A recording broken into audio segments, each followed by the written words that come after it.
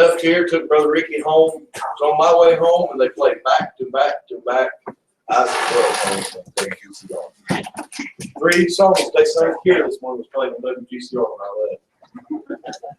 Oh, well, I just heard it in person. But now it's going to be a little bit different of a service.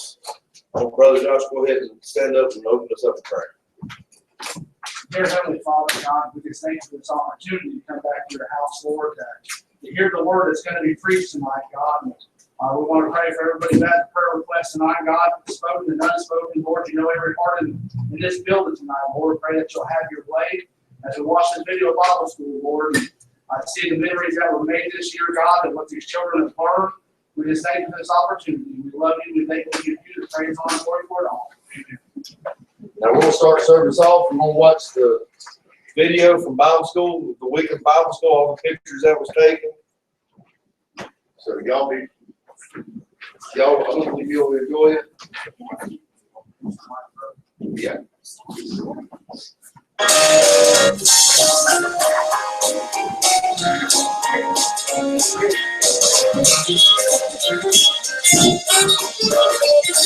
Jesus said to his disciples, I will prepare a place, a land of many mansions where we'll spend eternal days. Then he ascended to the land he promised to prepare, where I am strong inside he calls and no one there. They walked out of heaven, beautiful country of angel space, with the sands of living lands of air. Sweet branches and a view of God.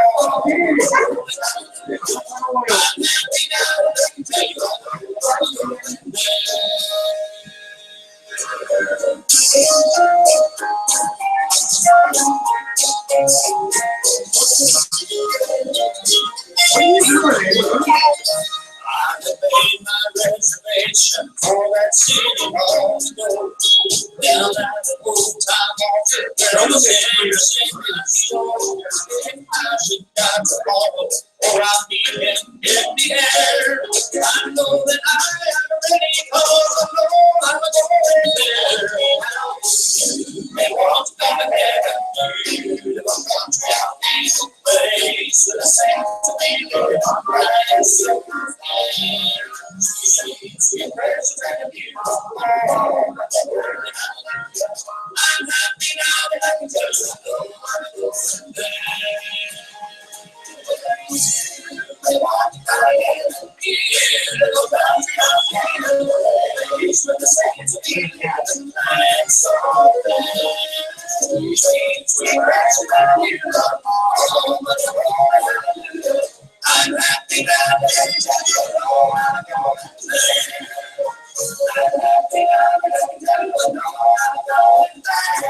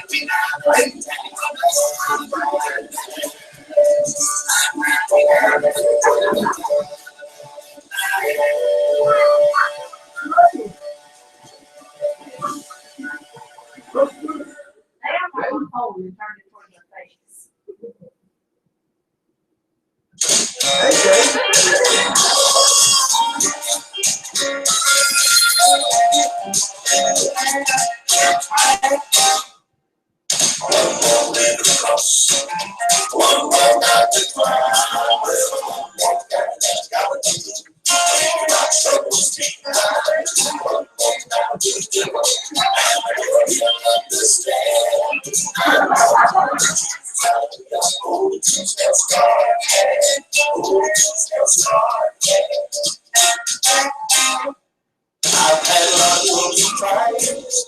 In my little lifespan, always do the best I can. Most of all, I've helped. I shed a million tears. When I thought you do the same, then I'll have no peace. Then I'll have no rest. 'Cause I've got one more in the cross. One more down the cross. One more down the cross. My troubles one more down the cross. And I will understand. I'm going to Jesus. That's God. That's God.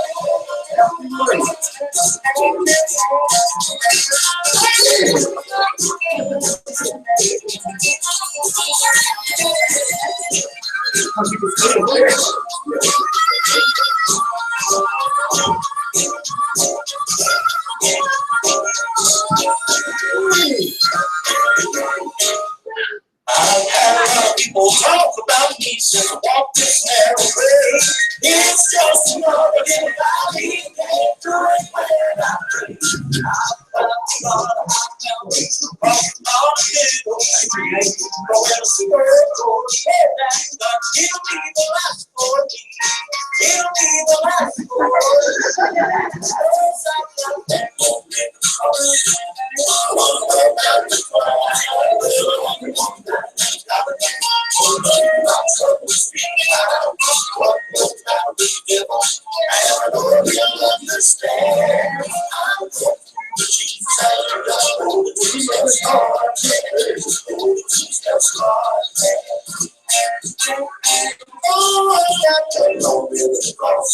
We got one more mountain to climb. Baby, my troubles behind. And Lord, he'll understand. I went through the Jesus. That's God. That's God.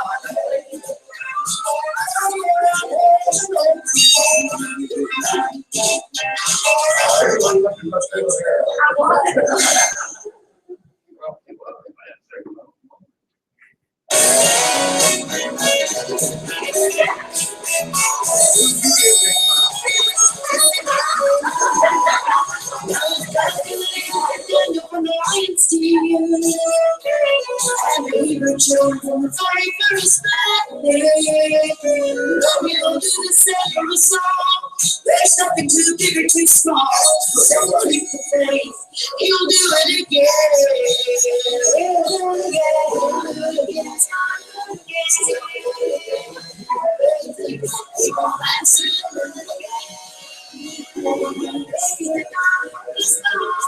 Just keep it on. God's word.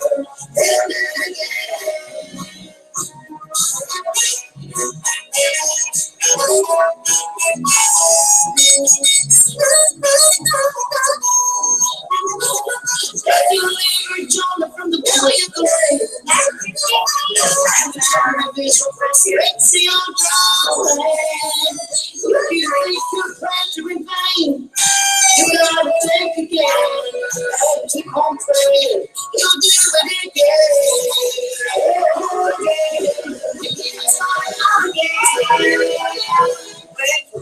We will not serve it again. Just keep it on, and believe God's word. He'll do it again.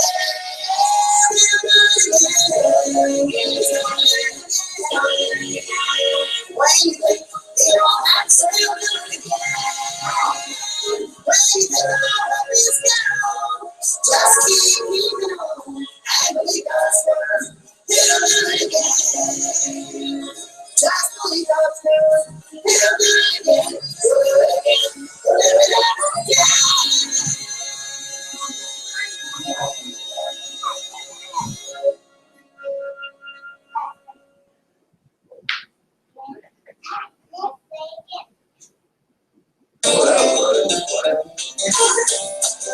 Oh, that is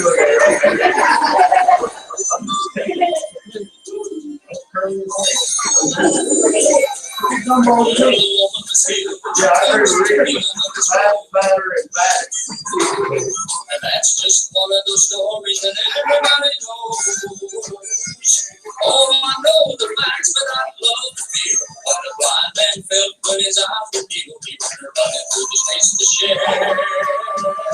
I wish I could have been there when the thousands were fed with just a fishes and bread. See the little boy packing up the rest. I wish I could have been there. Let's go over here. She didn't know me to keep her Jesus blessed. I wish I could have seen the sun that made her rolling away.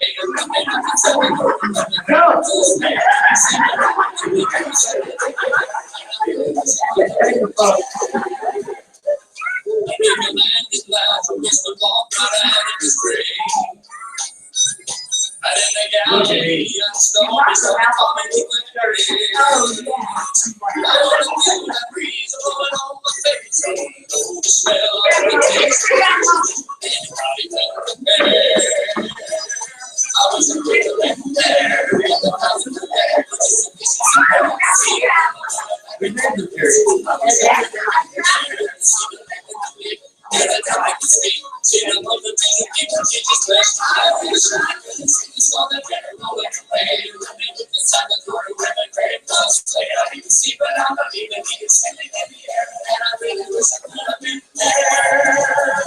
I wish we could have been there when the houses were fed with just dishes and bread. See a little boy packing up the rest. I wish I could have been there. See the man that could meet, feel the coming to speak. See the multitudes of people.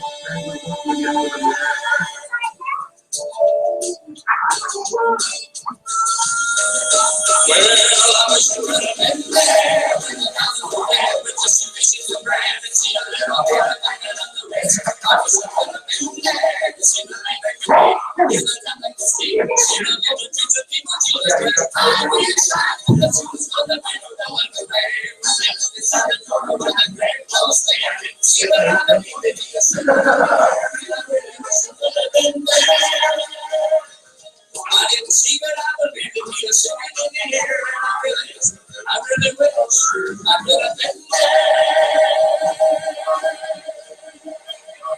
Could have been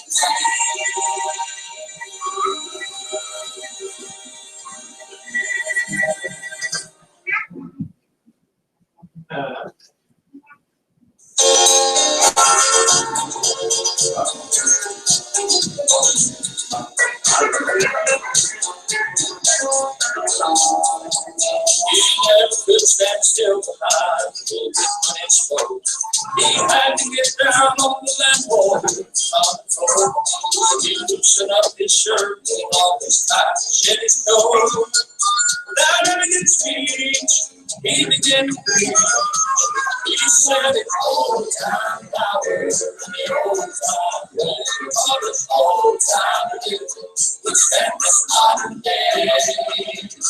It's going years back for the name of David Man. And it's the same place for about a time Joe and the old time preacher man.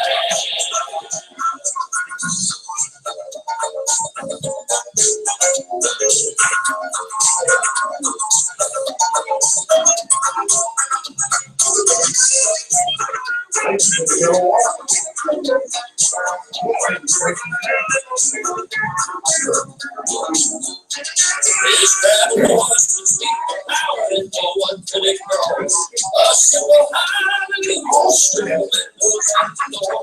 And he left that Bible to the sky. His looked out the floor. That's it, down the alleyway. He said it's old time power and the old time way. All this old time living will stand this modern day. There's for the name of David Land. That's the same thing for the old and the old time people land. Most careful. Away from the couch.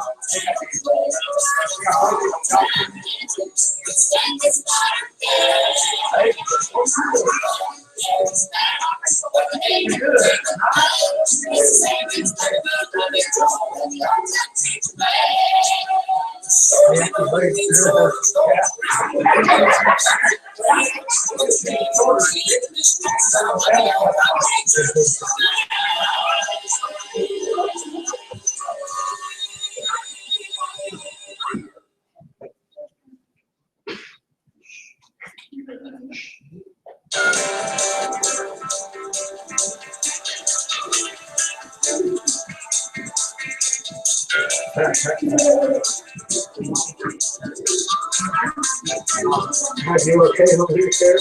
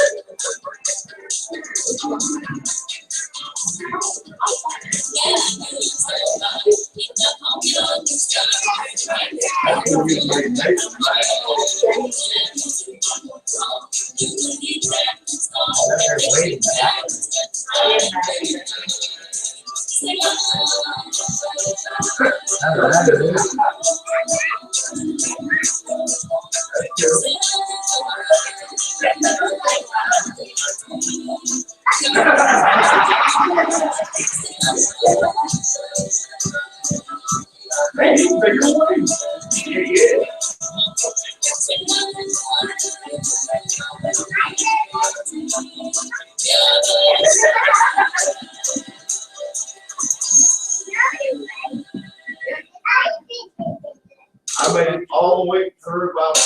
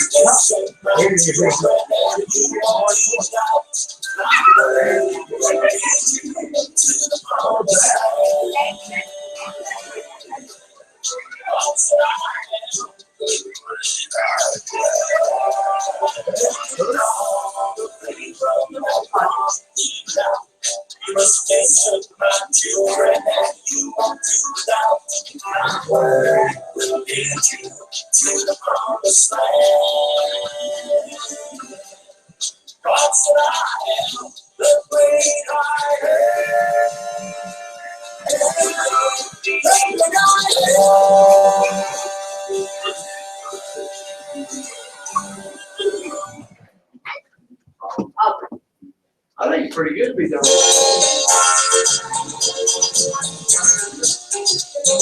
There's a lot of things.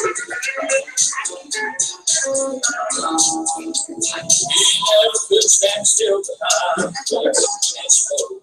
He had to get down on the land wall. On the floor, he loosened up his shirt, pulled off his tie, shed his coat. Without a good speech, he began to preach. He said it's old time power, the old time land, all the old time hills, which stand this modern day. It's all charismatic for the name of major plan. But it's said it's the old time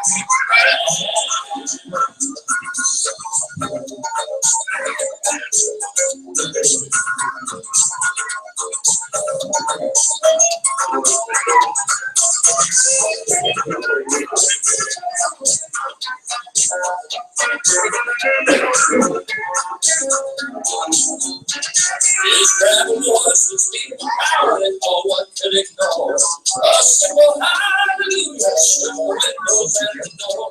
Then he left that Bible to the sky, his foot was on the floor. Right here in head, down the highway.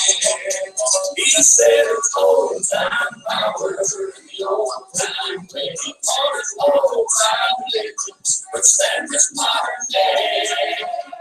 You call it charismatic, or the name of David plan. But it's the same thing talking about a coming road and the old time people today. He's saying old time power and the old time way. Old time religion, which stands this modern day. Charismatic, or the name of David plan. It's the same thing talking about a coming road and the old time people.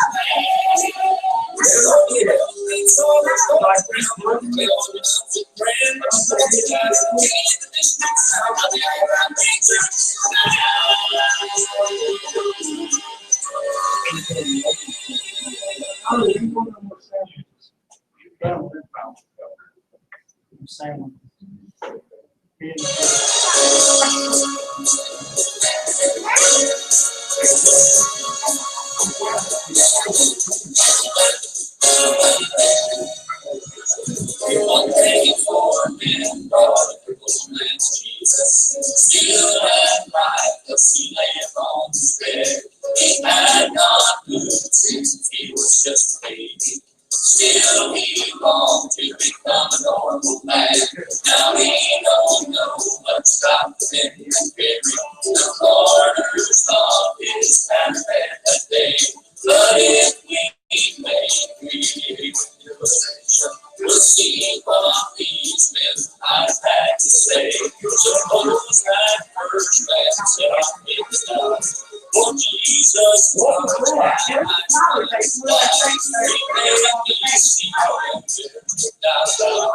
But this man's needs are more serious than mine. Suppose that second man said no need to bother. This man's got me so Jesus turns round and it was with her. I don't believe you can Suppose that third man said I hate question, but no one here is more skeptical than me. Oh, Jesus, it's not close man will never long see. When every eye was turned forth to see how he might criticize it down, but all three men were sorrowful in face. That one man stopped and said his name out loud. He said, my name is Lazarus. Will I testify? My name is Lazarus. It's good to be alive. When I in chains of death was down, this man named Jesus called me out. Anything of it right in the secret book of the song. Take it from the one who heard my voice of God. I'm a living testimony of his death I come. My name is Lazarus. My name is Lazarus. Will I testify? My name is Lazarus. It's good to be alive. When I am chains of death was bound, This land may change us, follow me out in and the song, taken from the one who heard the mighty voice of God. The living testimony of His sanctifying God. My name is Lazarus. I am the living testimony of His sanctifying God. My name is Lazarus.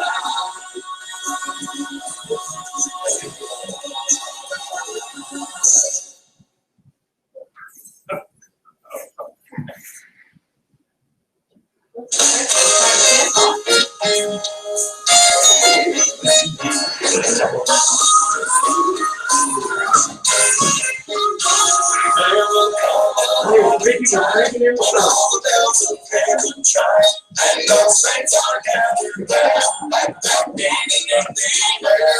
I believe this world so cold, and I'll have a sure reward when I walk on the streets of glory with my Lord. When I walk on the streets of glory, when I see my Savior, I believe all the saints are out there for me. Joy, let's sing when I walk on the streets of glory one of these days.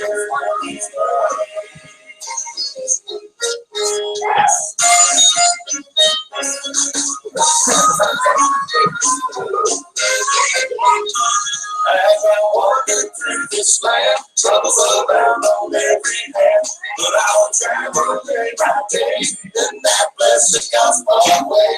When I enter heaven's fold, wondrous joy will accord. When I walk on the streets of glory with my Lord. When I walk on the streets of glory, I see my Savior. I believe all the saints of my life.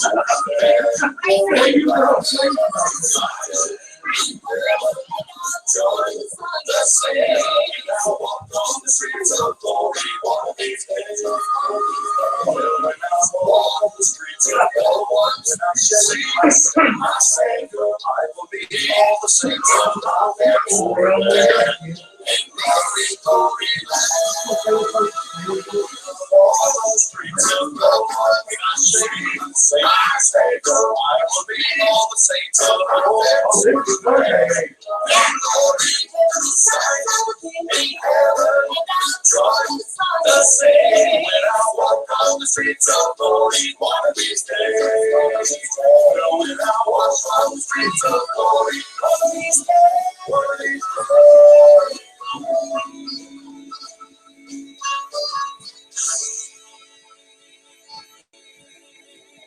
So that's where I made him so mad. See?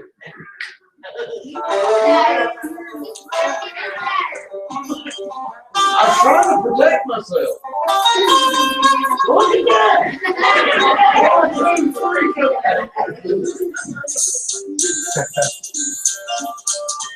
I threw the 1, 2, 3.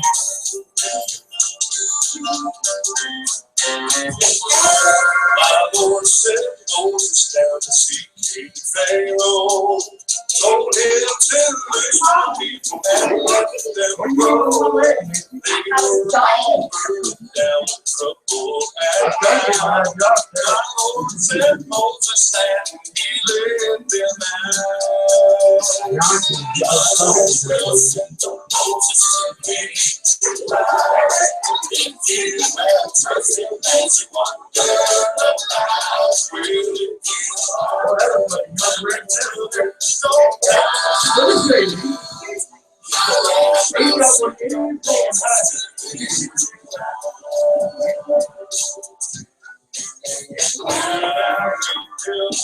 now to start it over the way to that better land of rest in eternal day. If you are willing to and shout, my Lord will send the Moses to lead you out. My Lord will send the Moses to ready to ride. It is well trusted as you wonder about. Will it keep our burden down the trouble? Don't doubt. My Lord will send your voices to the ground. Now Satan, he's watching, he's waiting around to find your fears in the past down the ground. Let me learn something very well. All my Lord's left their Moses to lead you out. My Lord will send your Moses to lead you out. If you will trust him, let you wonder about. Will it keep our burden down the trouble? Don't die. My Lord will send your Moses to lead you out. My Lord will send your Moses to lead you out. If you will trust him, let you wonder about. If you are burdened down the trouble, don't die. My Lord will send your Moses to lead you out. Well, if you are burdened down the trouble, don't die. My Lord will send your Moses to lead you out.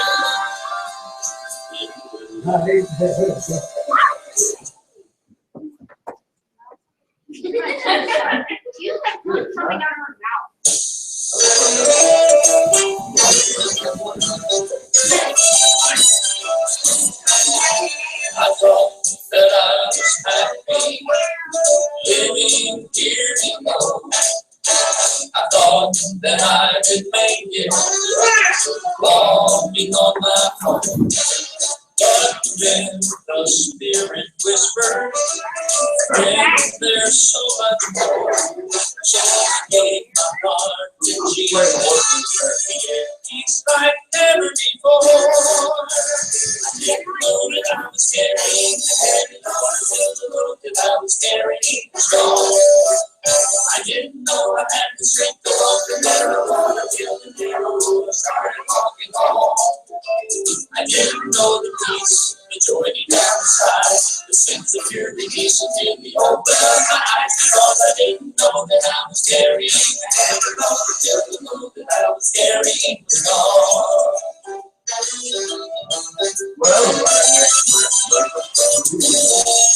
Friend, you may not have me, and I'm fully satisfied.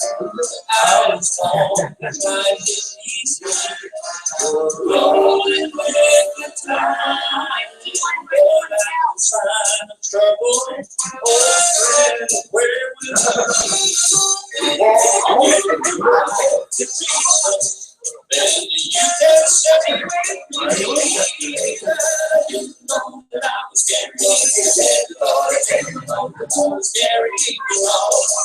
I didn't know I had the strength to walk the narrow road until the narrow road started walking on. I didn't know the peace, the joy deep down inside, the sense of release until you open up my eyes. Because I didn't know that I was carrying the Lord until the Lord that I was carrying was gone. I didn't know that I was carrying the heavy load until the load that I was carrying was gone. I didn't know I had the strength to walk the narrow road until the narrow road started walking on. I didn't know the peace, the joy deep down inside, the sense of pure release until we opened up my eyes. I didn't know that I was carrying the heavy load.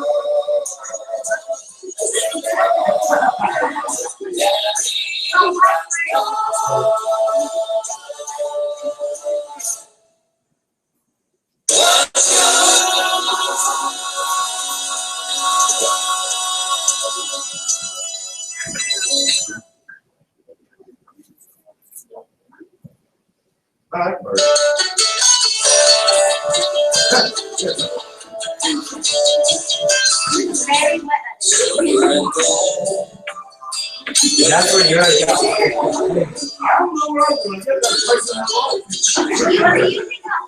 Now you're getting hit in the face, man.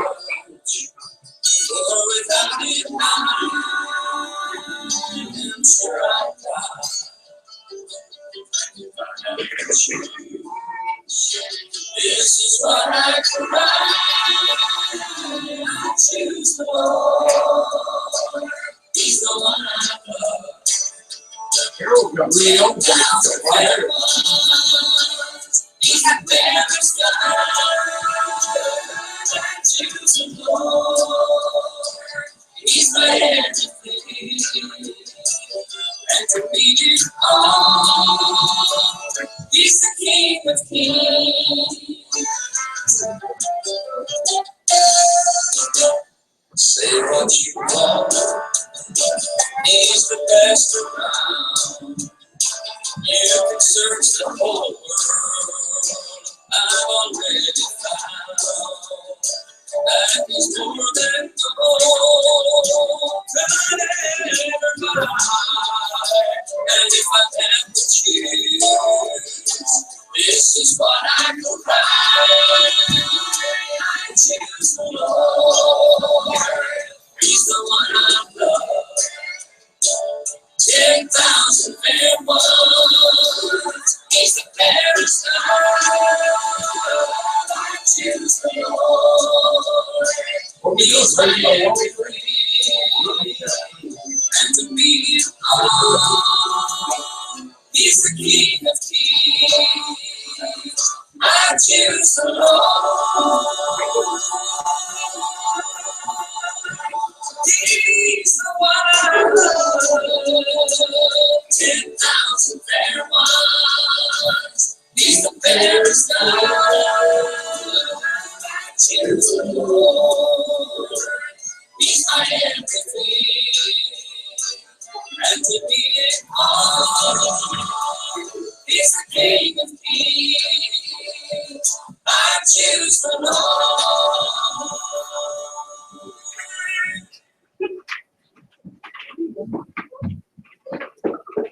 Wake up, Joe.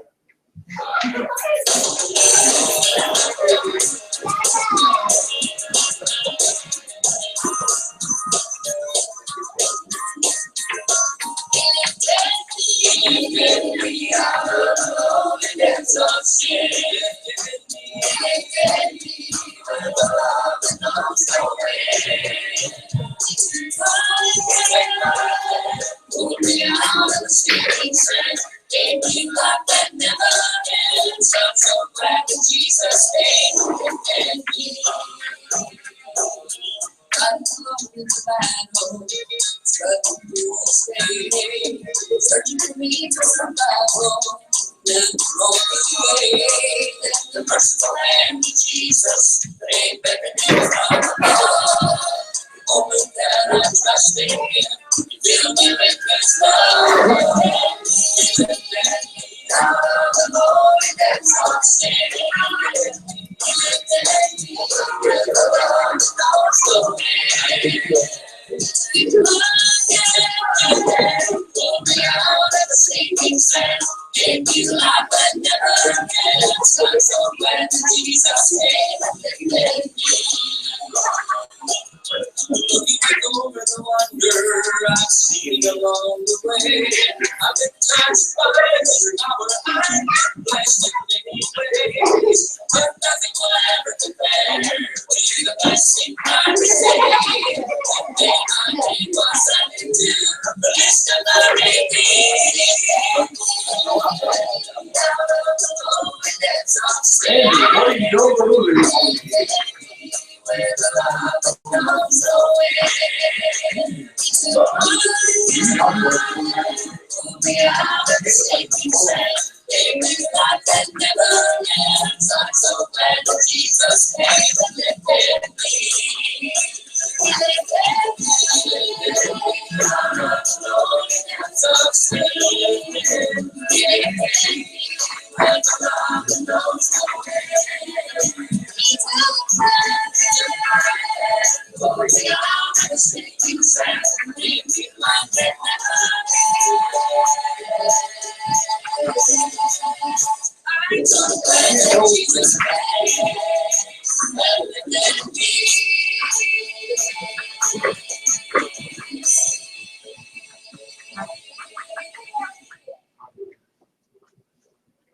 He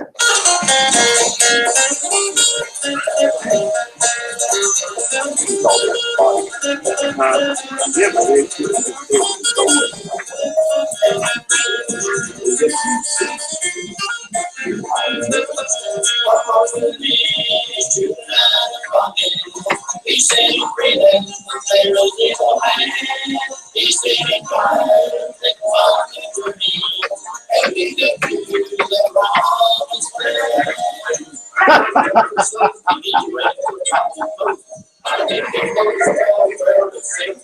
Really? You put that on there?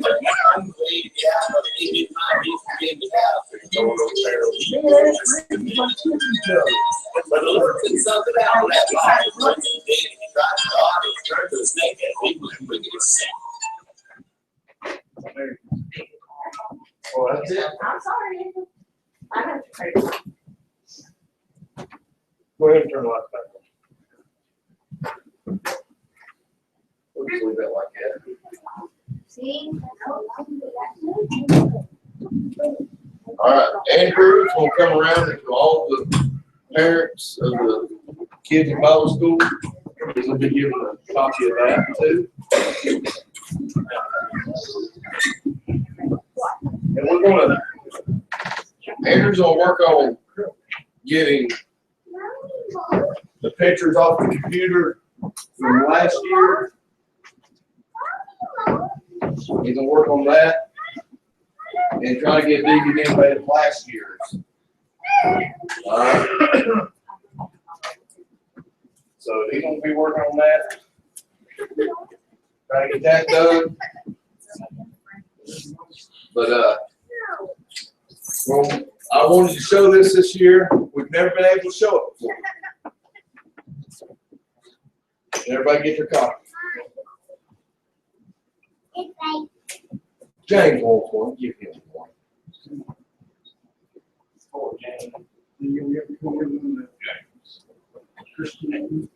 You get Christy one? Yeah, Christy, don't want. Who? No. Christopher. Christopher. We can make more. We can make more if we need it. Just because I need to get one to Haley and Colby, Aaron, Melody. She's good. If you get a list of melodies, she can take it to me. Is there any? Yeah, she's in the picture. There's a few I had to go on first. Why? So you need 4 more besides this.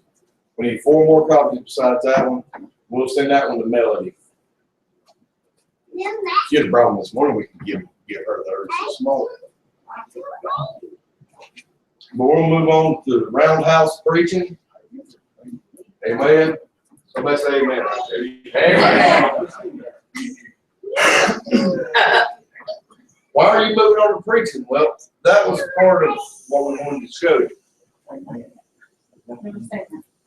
Huh? There's a lot of songs in there. And I know one song in particular that was put in there twice because of me. And that was the old time preacher man. Yep. Couldn't stand behind the pulpit, couldn't do this. But what we're gonna do, we're gonna give the preachers about 10 minutes apiece. Now, if God's in it and you go over just a little bit, I ain't gonna say nothing, but if I don't feel God in it, I'm gonna look at you and go. And if I do that, be sitting down.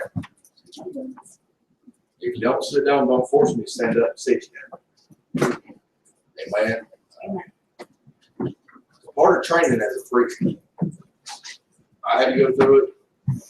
My dad had to go through it. But I'll read you something first. Adam, here's my Bible. Y'all didn't bring my Bible in. Hand it out. I won't see it. It's all right, Kira. Kira, it's all right. In Isaiah chapter 2, the word that Isaiah the son of Amos saw concerning Judea and Jerusalem. All right, Brother Josh, come on and preach on that. Come on, I just want to do that. See if I can get you going.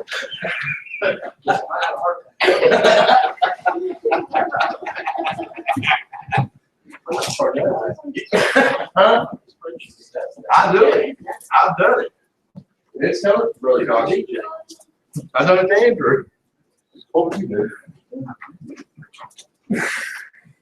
It's good to be back in the Lord's house. Thank Him for His many blessings. Everything He's done in our lives. You turn to Acts chapter 16. You got that mic on, brother? Yes. Starting in chapter verse 23.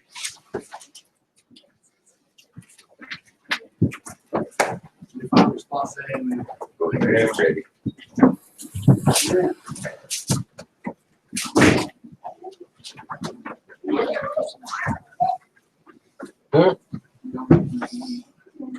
And when they had laid many stripes upon them, they cast them into the prison, charging the jailer to keep them safely. But having received such a charge, thrust them into the inner prison, and made their feet fast in the stocks. And at midnight Paul and Silas prayed and sang praises unto God, and the prisoners heard them. And suddenly there was a great earthquake, so that the foundations of the prison were shaken, and immediately all the doors were opened, and every one's bands were loose.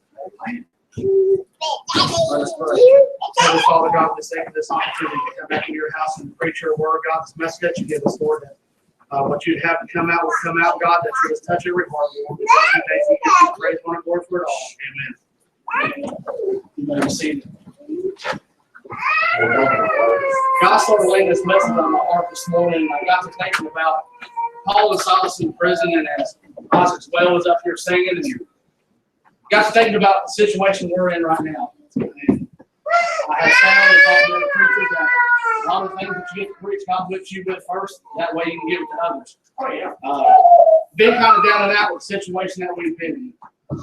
Losing our home and have to go from place to place, and just trying to figure out where's our next place to go, and where's it going to be. And this morning, God came through and He said, "What about Paul and Silas?" He said, "Think about them in the prison."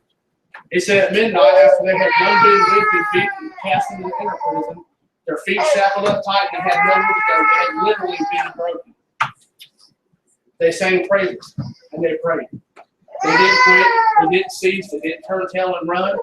It became, instead of an infection as sin is, we decide to stub up and get mad, and we don't want to give God the praises He deserves. It became affection. It became affection of God. It became His love. It became what God puts into you for a purpose. When we get into situations like this, it's for a purpose. Not to get stubbed up and not to get mad and run away. God has a purpose for this.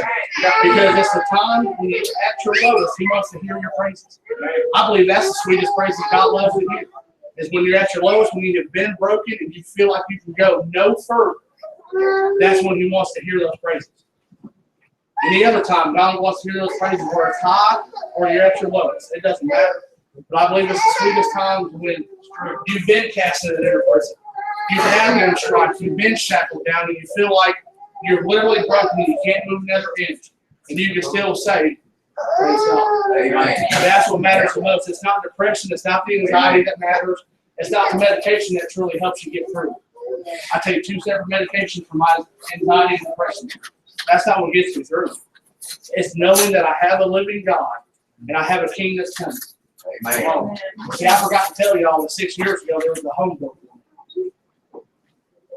They were kind of looking at me kind of crazy. Amen. When I accepted Jesus Christ, I have a mansion in heaven. Yeah. See, I have things to look forward to, that things here, when they go wrong, I know once I get up there, things are going to be better. It doesn't matter what's going here. This isn't what my life is all about. Paul said all is lost except preaching Christ. Christ is all that matters in this lifetime. It doesn't matter what me and my family goes through. It's when we're here is what's going to matter the most. It's what when we go out in that world and we tell them it doesn't matter what we're facing. It doesn't matter what the devil thinks he can throw against us. Because he can throw anything against me. He's going to black my eyes and beat me to death. But it's what he can't do to God. David said the battle's not mine, it was God's in the first place. That was Paul and Silas in the inner prison. They decided, listen, it's not mine. It's God's in the first place. Now, what a way for the devil to use against Paul in the first place, when Paul had already done that to Christians when he was Saul. He breathed out slaughterings and threatenings against the Christians in the church and threw them in the prison and then beat them on the way there. Tied them up and had letters from the Pharisees in order to do something. Then they turn around and do the same thing to the man that used to do it for them. All because he no longer followed them and decided, I'm going to preach Jesus Christ, his crucified, risen, and coming again. All because he had a testimony of what God had done for him. Amen. You can either stay stuck in the mud and be mad and stuck up, or at midnight you can pray and sing his praises. Amen. And give him everything that he deserves, because in the long run, the blessings that are going to come out of it, you won't be able to measure. Pastor preached in Malachi chapter 3, said the hill up in the windows of heaven, pour out a blessing that you can't sustain. I've been to that end. He knows that the biggest thing that bothers me is being homeless. Not no more. I'm not going to let the stand bother me. I'm going to be like Paul and Silas, and I'm going to take the stand, and at midnight I'm going to sing praises. And I'm going to pray no matter what's going on. And I'm going to steadfast, even though my feet feel like they're shackled down. Physically, the devil can do anything he wants to me. Yeah. Spiritually, he doesn't have a ground to stand on, because I'm God's. I'm blood-bought. There's no way he can move me or destroy me. Amen. I believe one of the songs Paul and Silas made is singing is, like a tree that's planted by the waters, I shall not be moved. They knew no matter what went on, as long as they kept God first and foremost, they'd be blessed beyond measure and brought out of the hole they were in. Heard Brother Andrew say it, heard preacher say it. Keep going for God. Now's not the time to give up. Boy, ain't that right? At midnight, still pray and Amen, sing his brother. praises, Yeah. and God will bless you. Preach on. That's Yeah. good. Amen. You done? Your 10 minutes wasn't even up. You tell a couple of jokes. He was quick. Amen, brother. Good message. Amen. Amen. All right, Andrew, come on. Good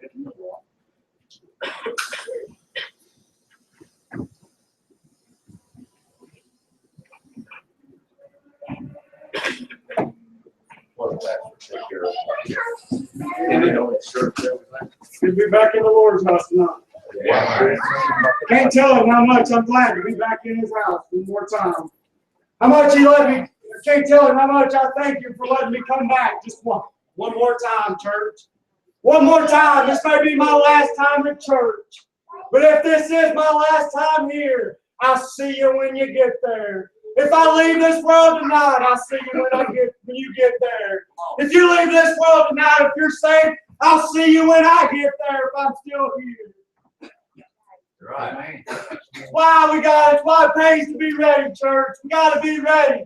We gotta be ready to go at any time, any second. We don't know what the next 5 seconds holds. If we left this world in the next 5 seconds, what would we be doing for Jesus?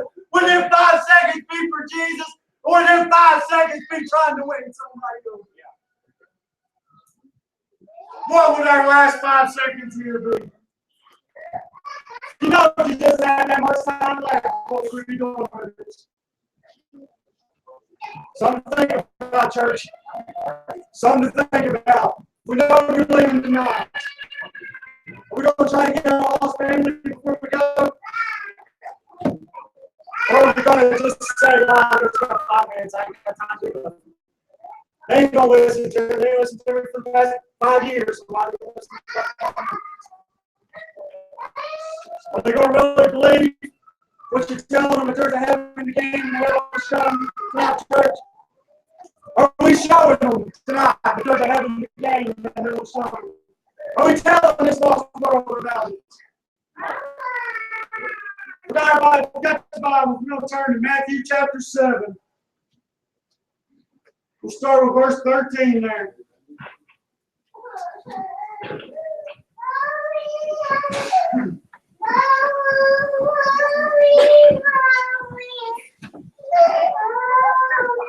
Enter ye in at the straight gate, for wide is the gate, and broad is the way that leadeth to destruction.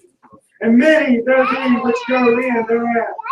Because straight is the gate, and narrow is the way, which leadeth unto life, and few there be that find it. Beware of false prophets, which come to you in sheep's clothing, but inwardly they are raving wolves. Ye shall know them by their fruits. Do men gather grapes of thorns, or figs of thistles? Even so, every good tree bringeth forth good fruit, but a corrupt tree bringeth forth evil fruit.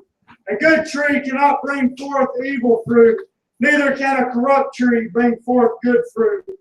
Every tree that bringeth not forth good fruit is hewn down and cast into the fire.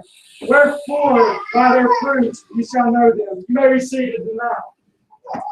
The past few verses there. You shall know them by their fruits. Do men gather grapes of thorns or figs of thistles? Even so, every good tree bringeth forth good fruit, but a corrupt tree bringeth forth evil fruit. And there are the next few, church.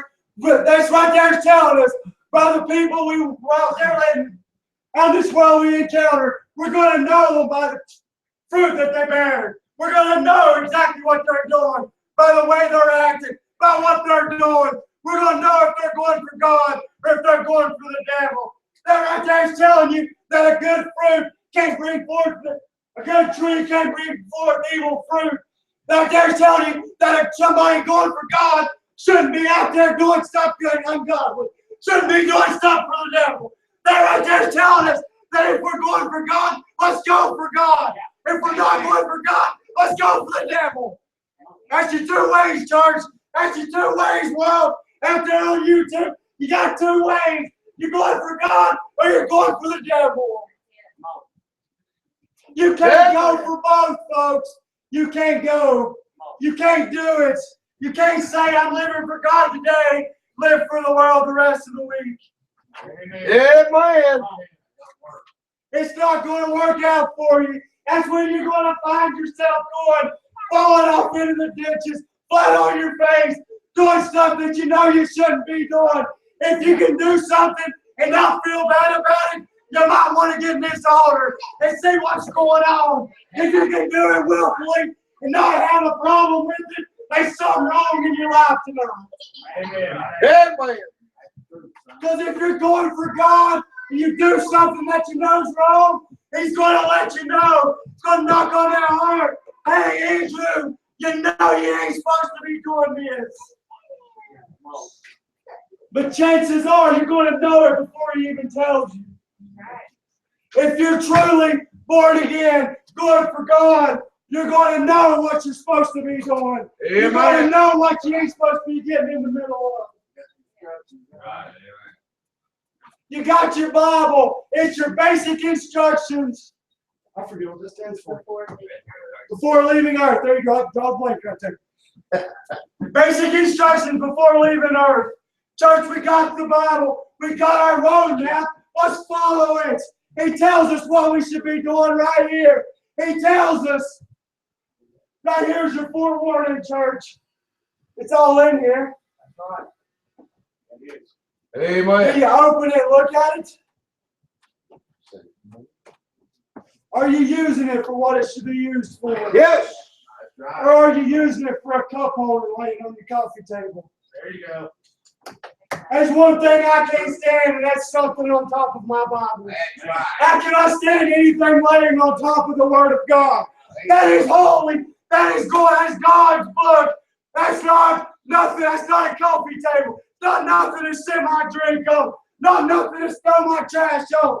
I keep it holy. I keep it covered up for a reason, church. I want to protect this book. This book's what I live off of. Amen. If we run into a lost person, are we going to know what to tell them? Have we opened it? Are we bearing that good fruit for them? Come on. Or are we trying to just join in with them? Try to mingle in with the crowd? Or are we doing what God wants us to do? And open the pie hole and tell somebody that Jesus loves them. 3 little words. Jesus loves you. You'd be amazed how far that's going to go with them. Just 3 words. Come on. Are we going for God today? Are we bearing the good fruit? Are we on that straight and narrow path? That's right. Or are we trying to stray off onto the broad way? Because it tells us right there, the broad is the path to destruction. Yeah. The broad way will lead us to destruction. The straight way is going to lead us right where we need to go. Amen. Lead us right where we need to be. Because I promise the Lord's not going to put us anywhere we don't need to be. That's right. He's not going to put us in a predicament that He's not going to protect us in. It's when you put yourself in those predicaments that you're going to find yourself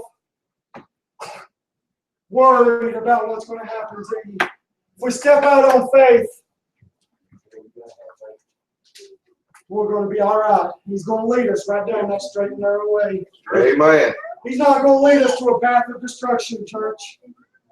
He's not going to lead us anywhere that He's going to let us get harmed. If He leads you there, He's going to put that hedge of protection around us so that we can go for Him. Amen. Let's go for God. Let's open our mouth and use it for God. And quit using it for the devil. Amen. Amen.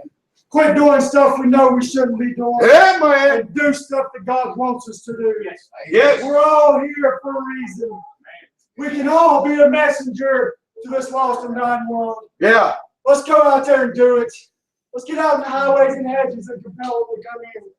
Let's tell this lost world that time is drawing nigh and we're about to leave this place. This world's about to come to an end. And if they don't get saved, where they're going to spend eternity. Yeah. Right. Tell them, church, there's a heaven to gain and a hell to shine in us. There's a better path they can walk. So I promise in heaven the grass is greener on that side. Amen. The grass is a whole lot greener in heaven than it's going to be in hell. Right.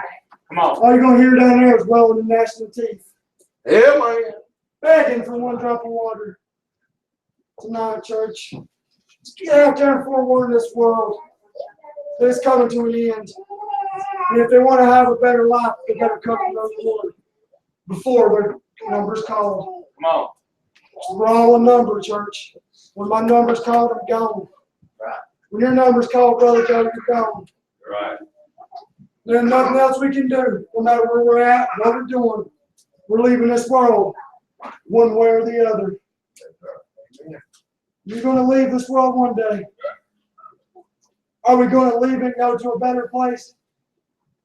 Or are we going to leave it and go to an awful place? Come on. Amen. It's two options. Is our family going to, when they die, they're going to heaven, they're going to hell tonight? Amen. Something to think about, church, something to ponder on. How many lost family members do each and every one of us have that we want to get in before the Lord's, before the rapture, or before they take their last breath here? Let's get out there and warn them, church. Amen.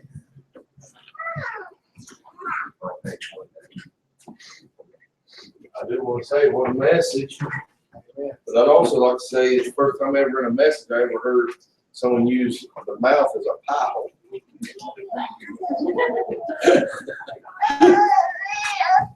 Amen, Andrew? Amen.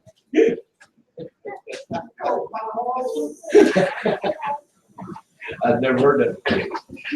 I want to make an announcement. If you're handing out bubble gum, make sure that you don't hand out too much. While Andrew first started preaching, I don't know how many noticed, but Amy got choked on bubble gum. And Misty was back there trying to pull it out. It was just stringing out her mouth. And she couldn't breathe. So let's be careful how much you hand to us. Amen. Because that was very dangerous. Poor old Misty, she's shaking back there. I kind of helped her, but I didn't want to do it. I was probably shaking worse than she was. But it did. And she couldn't breathe. It just kept stretching out farther and farther. So let's just be careful how much we hand the child. Amen. And it even goes for the little cut mints. Okay. Be careful with them because some kids can't eat them. I remember this before we get to the next picture, but I remember was that singing out in the storefront, James. You remember JD was just a little bitty fella, and James gave him a mint. And it turned sideways in JD's throat. And my stepdad, JD, was sitting in his lap. And I was panicking. I didn't know what to do. He shoved his finger down JD's throat and popped it right out. But JD was choked on. You know, let's just be careful with especially the little ones. Now, someone Masons or Tylers or Cure or Elizabeth, even JD now, their size, they should be able to handle it. If they can't, we need to send them back to grooming school. These little ones, they ain't always developed enough, I'll say. Boy, that's a big word to come out of my mouth. But y'all pray for Wade as he comes and gives us what the Lord laid on his heart.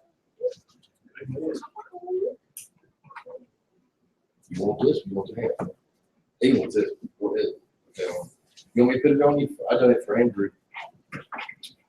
See, his wife dresses in my put the microphone on.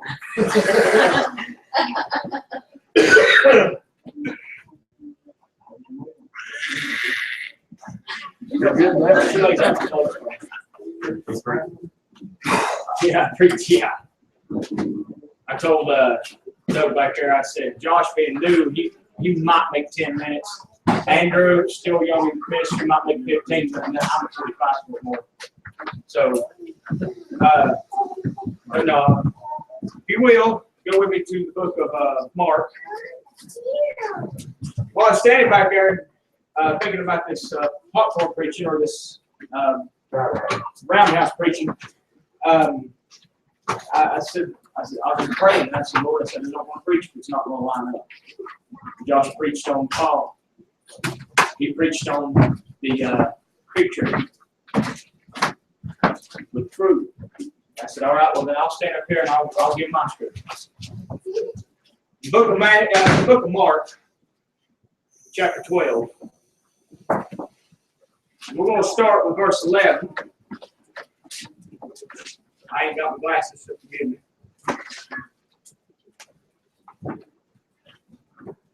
And Jesus entered into Jerusalem and into the temple. And when he had looked around upon the things, and now the eventide was come, he went out unto Bethany with the 12. And on the morrow, when they were come from Bethany, he was hungry. And seeing a fig tree afar off, having leaves, he came, if haply he might find anything thereon. And when he came to it, he found nothing but leaves, for the time of figs was not yet. And Jesus answered and said unto it, No man eat fruit of thee hereafter forever. And his disciples heard him. And they came to Jerusalem. And Jesus went into the temple and began to cast out them that sold and bought in the temple, and overthrew the tables of the money changers, and the seats of them that sold doves, and would not suffer that any man should carry any vessel through the temple. And he taught, saying unto them, Is it not written, My house shall be called of all nations the house of prayer? But ye have made it a den of thieves.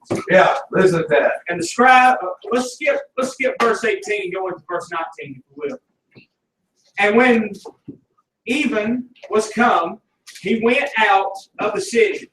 And in the morning, as they passed by, they saw the fig tree dried up from the roots. And Peter called to remembrance, saith unto him, Master, behold, the fig tree which thou cursest is withered away. And Jesus answering saith unto him, Have faith in God. Let's pray. Dear Lord God, I pray, Lord, that you touch this message, Lord. I pray, Lord, that you bless me, get me out of the way, Lord. And I pray, Lord, that you bless this service and this message to the church, Lord. In Jesus' name we pray, man. Amen. I don't know if I'm going to last the whole 10 minutes or not. Yeah, that would be a miracle. But on the way into Bethany, when Jesus got in, the first thing he did was he went to the temple and he looked around. He was assessing what he saw, what he was looking at. In other words, I picture Jesus walking in, and you know how you're doing when you look in, you go, if you've ever house shopped or something, the first thing you do is stop at the door and you just take it in. You look at everything that you see. That's what Jesus did. And then he walked out of the temple. No words said, nobody talked to. According to the scripture, you didn't see him stop and have a conversation with anyone. He just walked in, looked around, and walked out. And on the way out of town, he saw this fig tree that was full of leaves. Yeah. And he was hungry. And he went up to it as if he was happy. As to be happy that it had figs. And now that word, if you look at it, and like I said, I'm not going to take long, but if you look at it, and he said, on the morrow, when they were come from Bethany, he was hungry, and seeing a fig tree afar off having leaves, he came if, happily, he might find anything. That word if, happy, means that he saw a tree that had the leaves on it, and he went to it, not expecting to have fruit on it, but he went to it hoping that it would have fruit on it. If happily means if it so happens that I find something there. That's what that word happily means. And so when he went up to it, he says to the tree, rest. But see, here's what the scripture said. It wasn't fig time yet. It wasn't time for figs. The fig season hadn't even started. The tree hadn't even bloomed yet. But the reason that Jesus saw it and looked at it and said, if happily there was something on it, is because it was also putting out leaves before its time. If you know anything about a fig tree, it'll start putting out its leaves just a short time before it starts to put out its fruit. Yeah. It'll put out its blooms before it will its leaves. And so Jesus, knowing that this thing wasn't in season and was covered with that many leaves, surely they should have been one fig on this tree. And so when he went up to it and saw there was no fig, this is another thing. And Jesus answered. What was he answering? He was answering his own expectations of that tree. You ever think about that? You get excited about something, and you get up to it, and as soon as you get up to it, you're thinking about it, you're excited about it, you get up to it, it ain't what you thought it was. It's a disappointment. And you think, man, why did I get so excited over that? And that's why Jesus answered. That's why the Bible says right there in that verse that Jesus answered. There wasn't no question. He was answering his own expectation. And because that it was out of season and trying to do something that shouldn't have been done at that moment, he cursed it. And then he went back into the temple that he had assessed or looked around in the day before, and he threw out all the fakes. He threw out all the heathens. He threw out all those that were buying and selling and trading in the house of God. Yeah. And he said, my house shall be known as the house of prayer. I think me and you discussed it the other day. It shall be known as the house of prayer. One of the things that he mentioned, he turned loose their doves. Their doves. Do you know what the dove sacrifice was? Yeah. Repentance. Salvation. Brother, I've said it before and I'll say it again. I wouldn't give anything for a 25-cent prayer from a 10-cent preacher. Yeah. These people that get down on their knees with you and say, repeat after me, and then when you repeat the words after me, then they tell you you've been saved. That's bull. Yeah. Amen. I don't like buying and selling in the house of God. I know we do it, and this might just be my personal belief, but I don't like seeing tables with prices put on them set out in the church. But I definitely cannot stand to hear the repeat after me prayer. Unless, according to Romans chapter 10, you got to do it on your own. Amen. You got to confess with your own mouth. You got to believe with your own heart. That's right. Nobody can do it for you. And nor should anybody ever try to do it for you. That's right. Amen.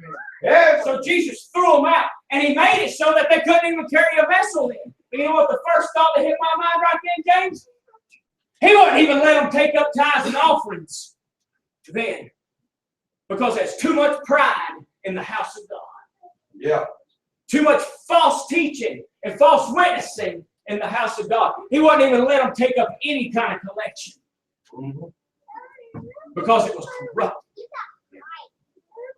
And so then he walks back out, and they're walking by, and Peter remembers that tree, and it was withered from the root up. It takes several years for a tree to die completely on its own. That one was gone in 24 hours. Ladies and gentlemen, this last time, as John says in John chapter 3 John, so it's somewhere around chapter 2, or it might be 2 John chapter 2. This is the last time, not the last times or the last days, but it's the last time. There is a falling away. We call it a great falling away. But there's a falling away in the church. And while it's falling away, you know what that is? That's him stepping up. And he's assessing. He's looking around. He's coming in, church. He's looking at us. The end is coming. It won't be long, and I don't believe it will be.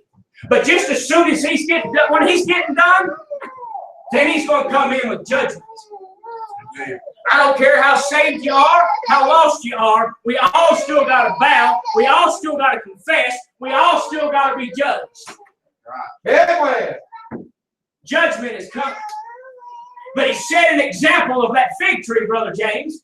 When they walked back past that fig tree and saw it dead and withered up, we always talk, you know how we always talk about how these big churches, Joel Osteen churches, and all these big churches that are dead as a hammer, but yet are growing like crazy. They're withered up. They're putting off their leaves out of season, but they're bearing no fruit. That's right. May we never get to a point where we put off our leaves but bear no fruit. Did you know that these old apple farmers over in Harrisonville, these peach farmers down in Georgia and stuff, they'll take their trees, they'll go out there in them orchards, and they'll prune limbs. They'll prune them trees back hard because it allows the tree to do more work on producing the fruit. It expels a lot of energy to produce leaves. But the less leaves it has, the more energy gets put into the fruit. That's why when you go to a regular peach growing in somebody's yard and it's about this big, you think, well, how come in the store they have peaches that big? It's because they prune them trees hard. And it causes that tree, instead of trying to put all its energy into making leaves, it forces it to put all that energy into making fruit. Yeah. And right now, I believe, Brother James, Brother Doug, all of us, I believe God might be pruning on us. Amen. To cause us to start producing fruit. So we don't have to go through and wither up. You remember when he went to the field? I can't go there yet. I remember the scripture, you probably do. When he went to the field and he saw the fig tree, the master of the field. And he saw that fig tree and it wasn't producing no fruit. And he told him, cut it down, throw it in the fire. Remember? And the keeper of that field said, no, let me dig around it. Let me dung it. Let me work on it.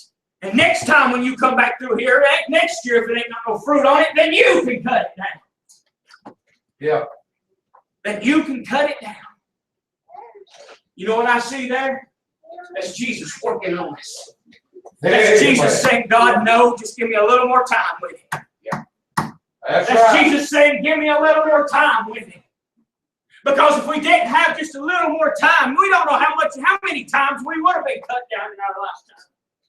Yeah. We don't know how many times we should have been cut down. We can say how many times we think we should have been cut down, but we cannot say how many times we should have been cut down. But in all our time, Jesus says, let me work with him a little. Yeah. Let me prune on him. Let me fertilize him. Let me work with him.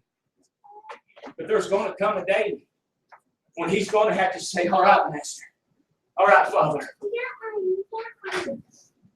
I can't do it anymore.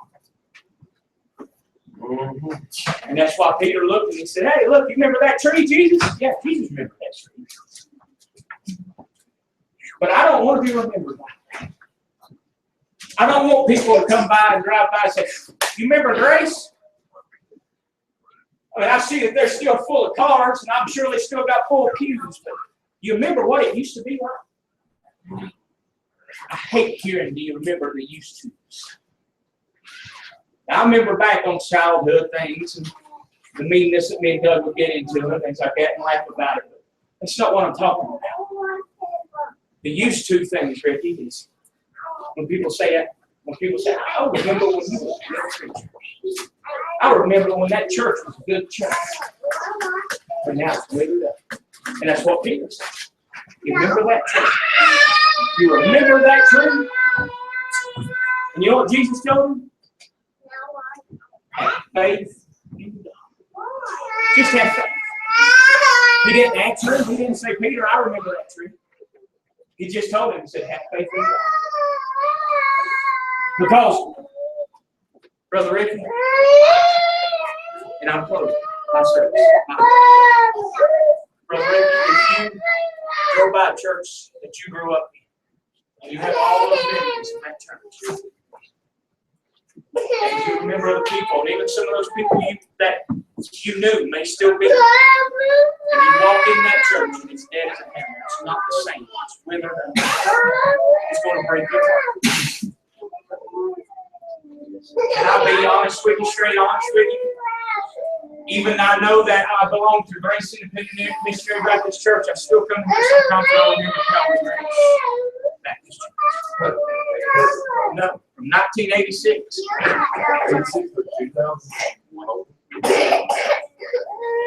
That was our church. So you can't live off of the past. I can remember the church and the good things we got into and the whoopings we got with that microphone cord. But I can't ponder on it. That's right. We got to have faith in God. Because if we lose our faith in God, then we'll go right into where that church is now. The one that we're talking about. If he would have said, Peter, you got to keep your faith in God, Peter would have been just like that fig tree, withered up.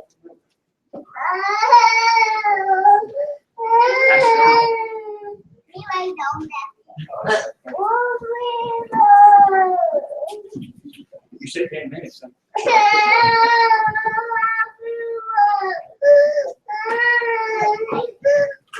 Let's all stand. Heard the messages tonight.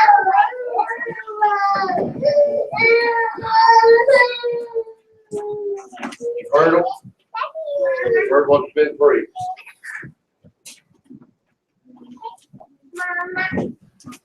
Are you going to allow your church just to become one of them churches that are withered up? All three messages were right in line with each other. Are you going to become, you going to say, no, my church ain't going to become that because I'm going to stay close to God.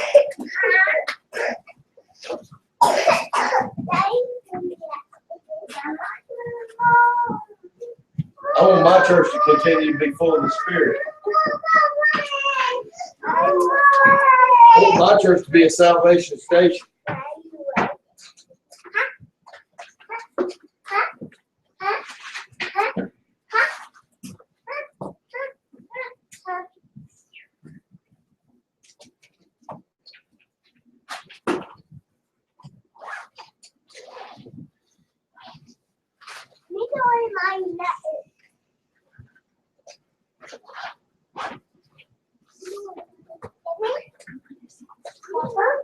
Father, we thank you for the words that you sent tonight.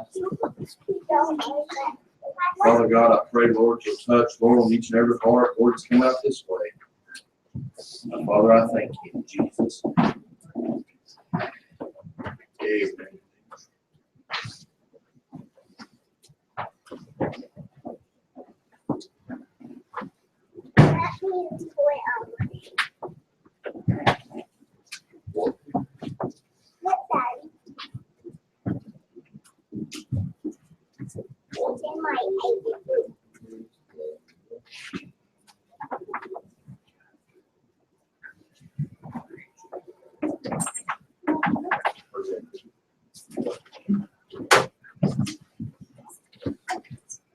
outside.